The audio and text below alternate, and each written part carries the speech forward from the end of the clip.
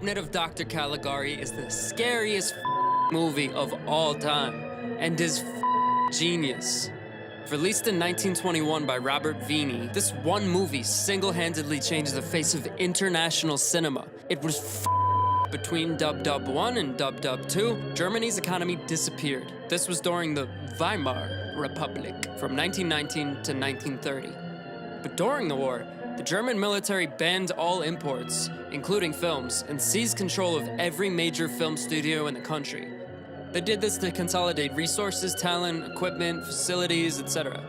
They called this centralized house UFA, UFA, Universum Filmaktiengesellschaft. But the Germans just called it UFA. And so do I.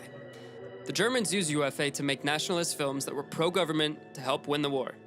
It's like if the US went to a savage war with Russia and centralized all of Hollywood into one entity. That's a lot of power. After Dub Dub 1, when Germany lost the war, it found itself left with one of the most powerful film production industries on the globe. Yes, I know what you're thinking, they're probably Nazis. Nope, they weren't Nazis, we're not there yet. German expressionism basically ended before the Nazis came into power. The film industry in Germany actually grew during the war and depression. People's willingness to spend was through the roof, so they frequently went to the movies. Their money was losing buying power fast, so why not spend it on a movie that will psychologically disturb you? Nothing distracts you from an economic disaster better than a sleepwalker sneaking into your bedroom and— oh, sorry. You weren't supposed to see that yet. Anyway, UFA had enormous resources, so small studios had to stand out in unconventional ways. Like this. Look at this. The painted walls served as visual effects, but they were also cost-effective. A couple to three desperate independent filmmakers made this. DECLA was badass, dude. Two perturbed-ass that went through Dub Dub 1 sat down and wrote a screenplay that encapsulated their distrust of authoritarian leadership. Fun fact, J.R. Tolkien was in Dub Dub 1 on the winning side, and he made Lord of the Rings based on his experiences. And let's get something straight. Caligari is not Lord of the Rings. Not even close. So, there's this guy on a bench, right? He's telling the story to another guy on a bench. Kinda like a weird up Forrest Gump, if you will. The movie's in black and white, but they dip the celluloid in dye that changes based on the scene. During the day, it's kind of like a sharp piss yellow. Nighttime, it's all blueberry. And whenever you're in his love interest, Jane's quarters, it's a lovely lavender. But it starts like this, whatever the time of day this is supposed to be. So anyway, this movie is fucking scary, dude. I thought The Ring was the scariest movie of all time, and then I saw this. This movie feels like some ancient evil.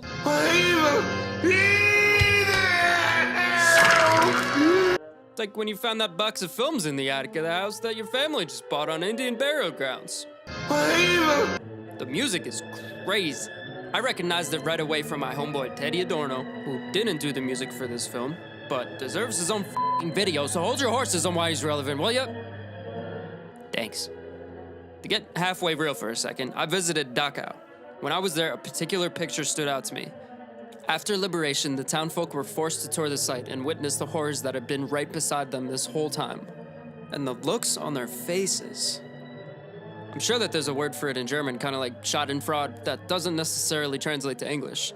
The experience of a sudden realization that something horrible has been right by you for a period of time. Like this one time, I kept finding weevils in my kitchen drawers. Not an insane amount, but consistent. For months this went on, and I had no idea where they were coming from. Then one day I went to go see what my roommates had left in the hallway pantry. I picked up this Ziploc bag of peanuts next to a box of Bisquick and held it in my hand for a good 2.85 seconds before I realized that there was about 6.5 trillion weevils having the goddamn times of their short lives feasting on those peanuts.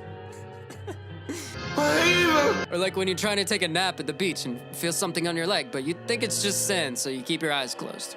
20 minutes later, you realize there's a rattlesnake molting his skin against you, and you freak the out. German.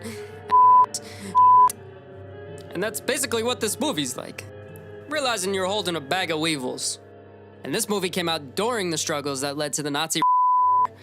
Kinda like some sort of pre-Nazi soup. Germany was isolated from the rest of the world and was paranoid of other countries. There was this wave of darkness on everything, as if they knew what was coming next. Kids were strolling around with wheelbarrows of money to play with because it was f***ing worthless. Ugh, where the f*** was I? All I said was there's evil afoot. Oh yeah, so there's this guy on a bench, kind of like a f***ed up Forrest Gump. I mean, yeah, spoiler alert, Jenny dies, which is sad, but the cabinet of makes you feel dread. This movie disorients you, forcing a warped subjectivity on your brain. You're forced to see the events how the character sees them, or maybe more importantly, how the character feels them. Surrealism at its finest. Just look at this shit. The illogical spatial relationships give a sense of psychological unease. Angles were uber important. There's constant juxtaposition of large straight lines and circles. They even use circles to represent Jane, since round shapes are more feminine than whatever the f this is. So anyway, yeah, there's this guy on a bench, right? Kinda like a f***ed up Forrest Gump. The rest of the movie until the very end is all we'll call it a flashback for now. I know something you don't know, I know something you don't know. Our main character, Francis, tells his bench buddy a story about a devious doctor. This doctor looks terrified yet murderous. His feet are locked to the ground and he's always leaning back looking up in terror. Now this Dr. Caligari guy is using mind control on a somnambulist. A somnambulist is a sleepwalker. But we're gonna call him a somnambulist because that word is fucking dope. And Latin is cool. Dead my ass. So his name is Cesare. Caesar? Somnambulist. The actor Conrad White also went on to play The Man Who Laughs, a story about a man who, after surgery, could never not be smiling. And this is where Agent Cody Banks, the Joker, comes from. That up again. So anyway, it just so happens that this doctor guy is using this somnambulist to kidnap and murder Francis's best friend and love interest, Jane. Strap along for a ride of wild set design, hyperbolized acting, and the movie's largest theme is manipulating the powerless to achieve your own ends. German shit. It's kind of like if Tim Burton did a f***ed up Dr. Jekyll and Mr. Hyde a century ago and left a film in the attic of that house that you bought on the Indian burial grounds. Dr. J and Mr. H was published 34 years prior to Caligari, and it definitely served as a huge building block in the wall of bricolage that is Caligari. Fun fact, the somnambulist performs the first murder that is shown via shadow ever. This was breakthrough shit back then. But this is basically where Tim Burton gets everything from. Nightmare Before Christmas, Edward Scissorhands. This movie was incredibly influential to Alfred Hitchcock, Orson Welles, M. Night Shamyamalanman, and basically any psychological horror film. Rob Zombie also remade this movie for a music video. Rob Zombie probably knows more about horror films than you, me, and M. Night Shamyamalanman combined. But if originally the somnambulist represents the German populace and Dr. Caligari represents the authoritarian government, in Rob Zombie's video, the somnambulist is some sort of sexy dead girl. So does Caligari then represent some sort of pimp, moneybag, a sugar daddy drug? And she must represent some sort of brainwashed sex slave? I'm just brainstorming here. So anyway. Yeah, did I mention that this movie's the first time that they showed animation like this? Yeah, you're welcome, Walt. Disney. Also, you see here how they kind of just shadowed out everything besides where they wanted you to look? It's controlling your vision, which is weird within itself, but it's actually because the close-up wasn't socially acceptable yet. People would have thought it was weird if you just put a giant face up on the giant screen.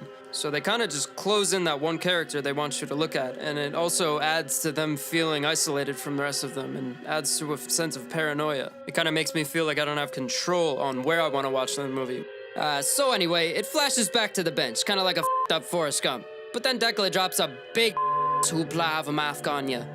Francis is a patient at an insane asylum, and this Dr. Caligari guy is his actual doctor. F***ed up, right? Yeah, German shit. The other characters were also people in the asylum, kind of like a f***ed up Wizard of Oz inside of a f***ed up Shutter Island.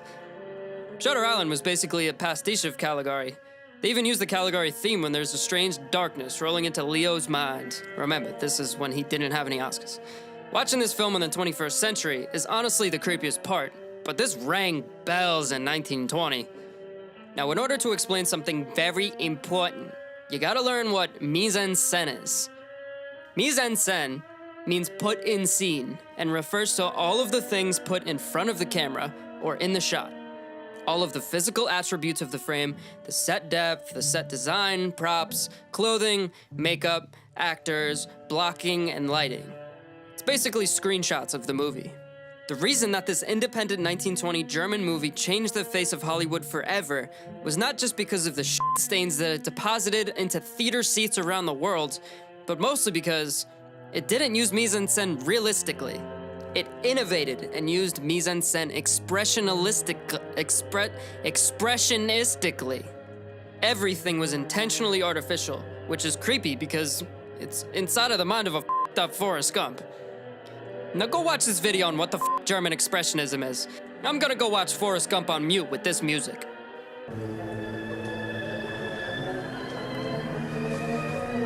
I thought about Jenny all the time.